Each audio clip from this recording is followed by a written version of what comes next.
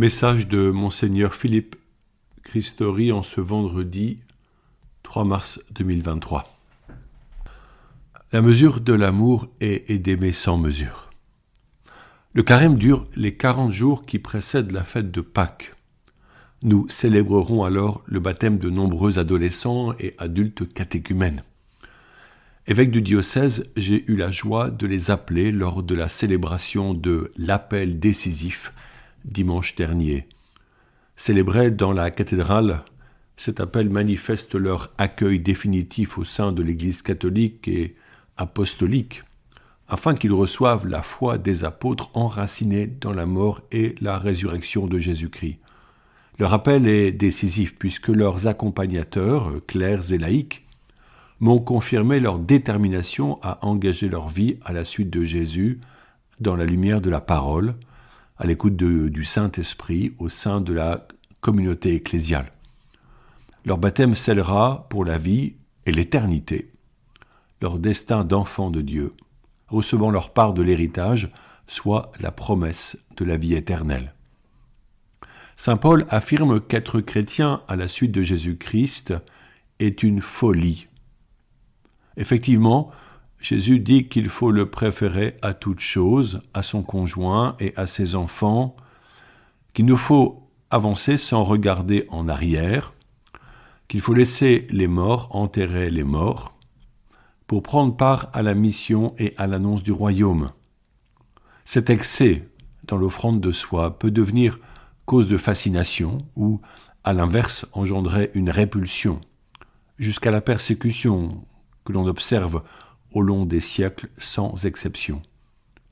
Certains fidèles abandonneront une vie chrétienne qui ne se résume pas à une bonne conduite consistant à éviter le mal. La vie chrétienne est une aventure conduite par l'Esprit, en imitant le Christ dans son amour de toute personne, en vivant en communion intime avec lui. Une telle foi, aussi admirable soit-elle, peut rencontrer de fortes oppositions. Être chrétien conduit à une nouvelle liberté dans l'esprit qui libère de bien des idéologies. Cela ne va pas sans réaction, étrangement. Jésus nous prévient. Si le monde a de la haine contre vous, sachez qu'il en a eu d'abord contre moi. Pourquoi cet art de vivre spirituel, prônant l'amour des autres et le pardon, suscite-t-il une telle hostilité ? Celle-ci est-elle due à l'obscure et radicale opposition au royaume de Dieu qu'entretient le démon ? Ou encore peut-on comprendre que l'amour offert par Jésus se heurterait à nos blessures personnelles et intérieures jusqu'au rejet violent de cet amour ? Aujourd'hui, dans le monde, beaucoup de chrétiens sont persécutés d'une façon ou d'une autre. Certains, des centaines de millions, au nom de leur foi, parce qu'ils sont disciples de Jésus, sont brimés ou limités dans leur vie sociale. Des centaines, laïcs et clercs, sont assassinés parce qu'ils sont chrétiens. Puisque nous redoublerons dans la prière durant les prochaines semaines de carême, soyons davantage reliés à eux. En Arménie, des chrétiens sont chassés. Dans beaucoup de pays, l'Inde par exemple, la minorité chrétienne est menacée. Récemment, une rare violence s'est abattue sur l'Église catholique au Nicaragua, pourtant pays de culture chrétienne. Le pouvoir politique la considère comme un ennemi, et Monseigneur Rolando Alvarez, évêque de Matagalpa, en refusant son bannissement à l'étranger, a été condamné le 10 février à 26 années de prison. Beaucoup de chrétiens ont été arrêtés. Les sœurs missionnaires de la charité ont toutes été expulsées hors du pays. Pourquoi tant de haine envers des personnes qui se mettent au service des pauvres et de l'éducation des enfants ? Comment l'homme au pouvoir peut-il devenir mauvais et tellement aveuglé en son cœur ? L'Écriture dit que le cœur de l'homme est compliqué et malade. Un officier de police à Nouna au Burkina Faso, face aux violences des groupes islamiques, me disait « Sans l'amour, nous ne pourrons rien faire ». En tant que catholiques, nous souhaitons tellement que la justice et l'amour se rencontrent en toute personne pour bâtir la civilisation de l'amour.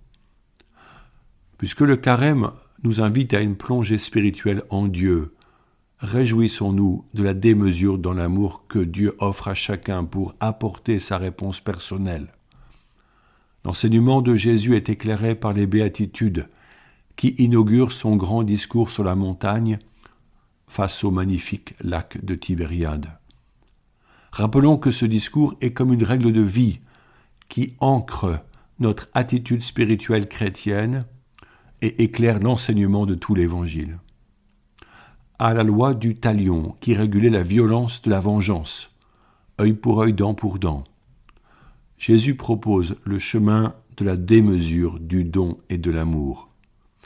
Tends la joue à celui qui te frappe. Donne ton manteau à qui prend ta tunique. Fais 2000 pas avec celui qui te demande d'en faire 1000. Et par-dessus tout cela, non seulement aimez votre prochain, mais encore aimez vos ennemis et priez pour ceux qui vous persécutent. Pourquoi Jésus nous demande-t-il cette impossible démesure de l'amour? Tout d'abord, nous savons qu'il a lui-même parcouru ce chemin de la démesure, non pas en croissant, mais en décroissant, en s'abandonnant à la volonté du Père des cieux. Lui, de condition divine, il ne retint pas le rang qui l'égalait à Dieu, mais il s'abaissa en devenant homme jusqu'à mourir sur la croix. Cette démesure de l'offrande s'exprime par l'humiliation absolue. Il est moqué, abandonné par les siens, flagellé par les Romains, meurtri par les coups et tué sur le bois de la croix.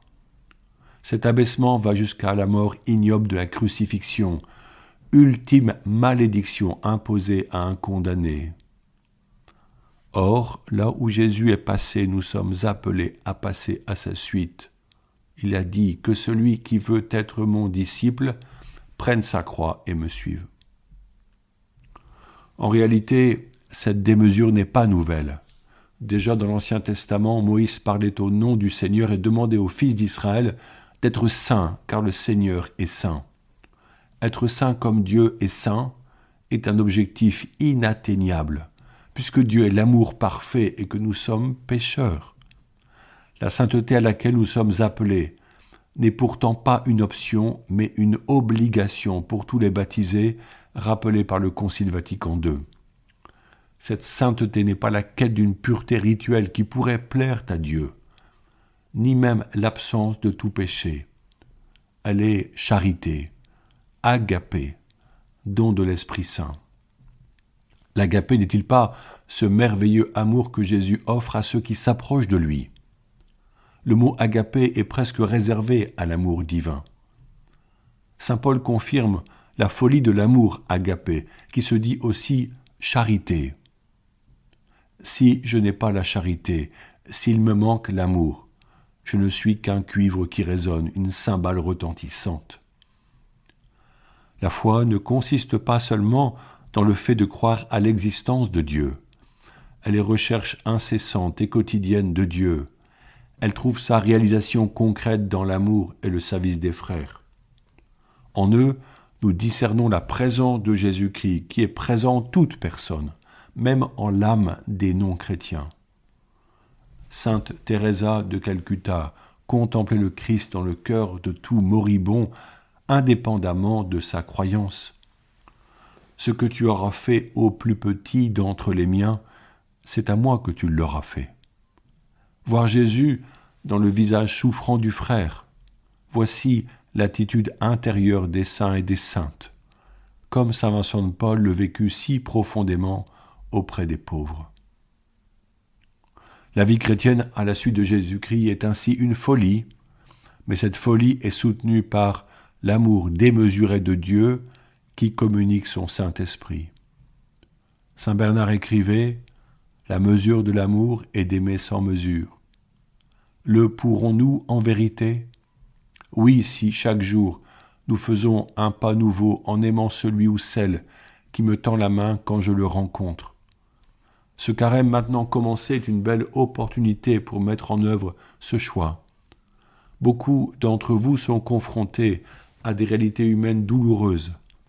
Possiblement vous côtoyez des vies marquées par la souffrance, la vôtre peut-être, et vous percevez clairement ce besoin. L'Esprit Saint vient à notre secours. Il est amour, joie, paix, bonté et douceur. Recherchons le visage du bien-aimé à qui nos vies sont attachées par un lien d'amour à Jésus-Christ. Qu'il mette un vin nouveau en nos âmes, sa propre joie.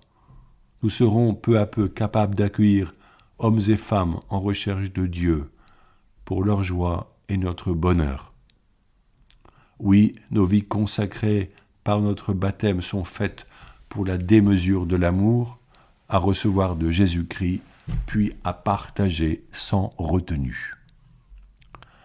Prions ensemble maintenant pour nous confier à Dieu notre Père des cieux, par Jésus son Fils, en recevant de lui la force du Saint-Esprit.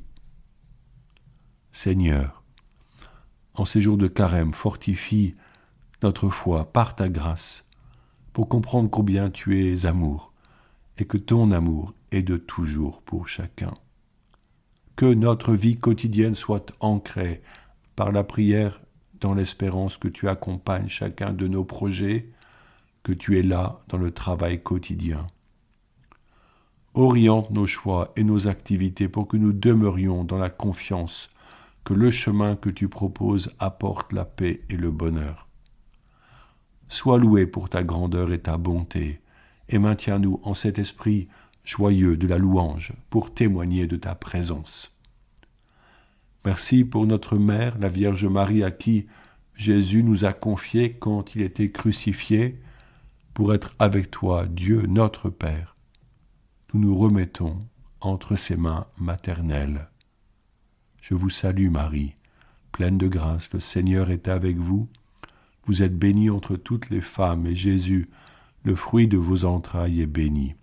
Sainte Marie, Mère de Dieu, priez pour nous, pauvres pécheurs, maintenant et à l'heure de notre mort. Amen. Bonne journée.